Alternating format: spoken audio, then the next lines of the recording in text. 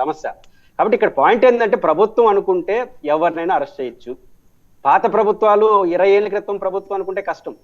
ఇప్పుడు వర్తమాన ప్రభుత్వాలు అనుకుంటే కేసుతో సంబంధం లేకుండా కూడా విచారణ పేరుతో అరెస్టులు చేయొచ్చు. ఈ విషయం నేను చెప్పడం కాదు, కోర్టు ఆంధ్రప్రదేశ్ హైకోర్టు ఆంధ్రప్రదేశ్లో అన్ని జిల్లా కోర్టులకు ఒక మెమోను ఒక ఆర్డర్ ఇచ్చింది. ఏమని? యథాలాపంగా రిమాండ్లు ఇచ్చేస్తున్నారు, అటు ఇయ్యద్దని. అంటే రిమాండ్లు రావడం పోలీసులు పెట్టడం, మీరు 14 రోజులు రిమాండ్ అనడం వద్దని హైకోర్టు వ్యాఖ్యానించింది. అంటే కోర్టులు కేసులు వాయిదాలు ఎట్లా జరుగుతాయో మనం చూస్తున్నాం. కాబట్టి ఈ అవినీతి ఈ కేసులకు సంబంధించి నేను ఇప్పుడు సింగపూర్లో చంద్రబాబు గారు ఉపన్యాసం విన్న తర్వాత నాకైతే సంపూర్ణమైన నమ్మకం ఏంటంటే 4 ఏళ్ళు కూడా అరెస్టులు, కేసులు, ఈ చర్చలు, ఆంధ్రప్రదేశ్ ప్రతిష్ట ఇవి తప్ప ఆంధ్రప్రదేశ్ ప్రజల అంశం పక్కకు పోతాం. ఇప్పుడు సింగపూర్లో కూడా చంద్రబాబు గారు మాట్లాడింది అదే కదా, జగన్మోహన్ రెడ్డి గారు రాష్ట్రాన్ని నాశనం చేసిపోయారు, దాన్ని పునర్నిర్మించాలి మీరు అందుర్రాన్ని.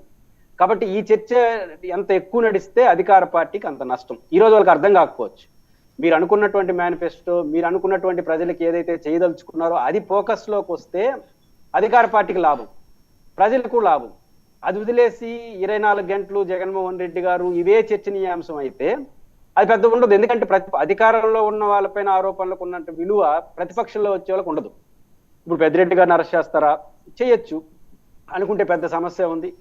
కాబట్టి ఏమవుతుంది అనేది వేరే సంగతి. కాబట్టి ఇప్పుడు పెద్దిరెడ్డి గారి పైన మా దీపక్ రెడ్డి అన్న మాట్లాడినంత ఫెరోసస్ గా మా జిల్లా వాళ్ళు ఊరు మాట్లాడలా, అదొక విచిత్రం.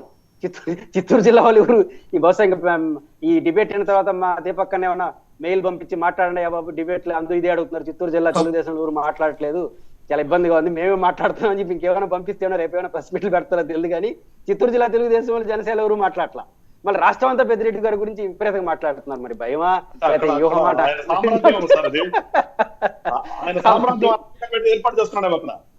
నాకు తెలియదు, మీరే చెప్పాలి. కాబట్టి పాయింట్ ఏంటంటే రాజకీయ వ్యూహ ప్రతివ్యూహాల్లోనే అరెస్టులు జరగడం అనేది దురదృష్టకరం.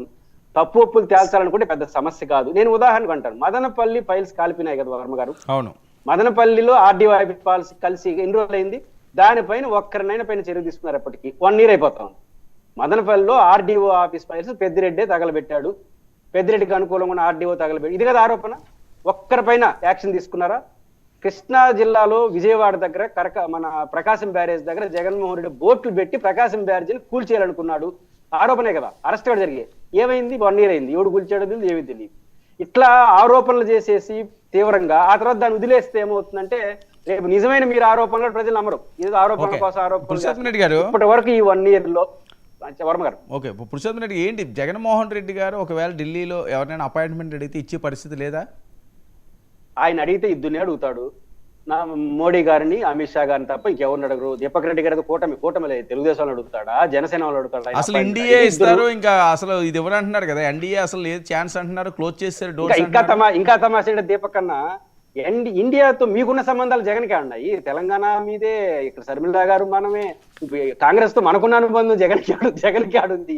మీరు కాంగ్రెస్ ని ప్రభావితం చేయడానికి జగన్ ఏడ ప్రభావితం చేస్తున్నాడు. కాబట్టి జగన్మోహన్ రెడ్డి అడిగితే ఒకరినే అడుగుతారు, ఇద్దరిని అడుగుతారు, మోడీ గారు అమిత్ షా గారు. నాకు తెలిసి ఇప్పటివరకు అడుగుంటారని నేను అనుకోను. ఏం చేయాలి అడిగి? నా పాయింట్ ఏంటంటే ఆ మాత్రం సిగ్నల్స్ ఉండవా ఇప్పుడు? అంటే దీపక్ రెడ్డి గారు చెప్పేదాని ప్రకారం బీజేపీ వాళ్ళు మేనేజ్ చేస్తారని ఒప్పుకుందామా? ఇప్పుడు నరేంద్ర మోడీ గారిని అమిత్ షా గారిని కలవడం అంటే మేనేజ్ చేయమనే కదా. తెలుగుదేశానికి చెప్పమనో లేకపోతే వ్యవస్థలకు చెప్పమనో కోర్టులకు చెప్పమో ఇందుకే కదా వాళ్ళు కలవాలి, ఇంకెందుకు కలవాలి? మరి కలవడానికి ప్రయత్నిస్తున్నారంటే బీజేపీ సంబంధం లేదండి, మాకు సంబంధం లేదు. మీడియాకి నేను నమస్కరిస్తూ, మీడియా లేవనెత్తింది కనుక ఈ లాస్ట్ కొన్ని రోజుల్లో దానివల్ల బీజేపీ దూరంగా ఉంటది అని అన్నానండి. మాకు సంబంధం లేదు. ముఖ్యమంత్రి గారు లోకేష్ గారు రాష్ట్రానికి పెట్టుబడులు తెచ్చేదానికి సింగపూర్ లో బిజీగా ఉండారండి. తెలుగుదేశం చాలా ప్రొఫెషనల్ పార్టీ, ఖచ్చితంగా బీజేపీని కూడా ముందస్తు హెచ్చరికలు చేస్తా ఉంది. దీపక్ రెడ్డి గారు మాట్లాడరు, కొన్ని మీడియా సంస్థలు మాట్లాడతాయి. ఆ తర్వాత ఇప్పుడు ఏ మీడియా సంస్థ ఏదో మనకు తెలియదు. తప్పికి 99 ఓకే జనరల్ సంస్థ, సాక్షి ఎవరిదో తెలుసు, మిగతా 2-3 ఛానల్ ఎవరు అనుకూలంగా పనిచేస్తే మనకు తెలియదు. రాష్ట్రంలో మీడియా నెట్ట నిలువ చీలిపోయింది. అది ఈ మీడియాలో వస్తే వాళ్ళ వ్యూహం, ఆ 2-3 మీడియాలో వస్తే మీ వ్యూహం. దాని కాదనేది కూడా మీరు ఒప్పుకోవచ్చు. డైరెక్ట్ గా వాళ్ళు వానరు, వీళ్ళు కాదు. కాబట్టి పాయింట్ ఏంటంటే ముందస్తు హెచ్చరికలు వాళ్ళు చేస్తారు, తుఫాన్ హెచ్చరికలు వీళ్ళు చేస్తా ఉంటారు. కాబట్టి నేను అనుకుంటుంది జగన్మోహన్ రెడ్డి గారు బీజేపీని వీరు ఒక రకంగా ఇరుకుని పెడుతున్నారు. ఈ ముఖ్యంగా 2-3 వారం రోజులుగా వర్మ గారు 2-3 ఛానల్స్ అయితే ఇదే డిబేట్. ఎవరో కాపాడుతున్నారు. తెలుగుదేశం నాయకుడు, ఆయన పేరు చెప్పడం నాకు మీకేం అభ్యంతరం, మాణిక్య వరప్రసాద్ గారు ఒక ఛానల్లో కూర్చొని ఒక ఇద్దరు కాపాడుతున్నారంట ఢిల్లీలో జగన్ గారిని. ఎవరు ఇద్దరు అంటే జగన్ గారు మోడీ గారికి దగ్గరగా ఉండేవాళ్ళట. ఇంకా మీరే ఆరోపణ చేసేస్తున్నారు కదా. అంటే పాయింట్ ఏంటంటే బీజేపీ వాళ్ళు ఏదో ట్రయల్ చేయబోతారని ముందే కాషన్, పొరపాటున మీరు బెయిల్ ఈడీ కానీ రాకపోతే బీజేపీ దీని వెనకాల ఉంది అని చెప్పి ఇంకొక 1 year తర్వాత విడిపోవడానికి 2 నెలల ముందే తెలుగుదేశం ప్లాన్ చేస్తూ ఉంటుంది. జగన్మోహన్ రెడ్డి గారి లాగా ఆషామాషిగా ఉండదు కదా.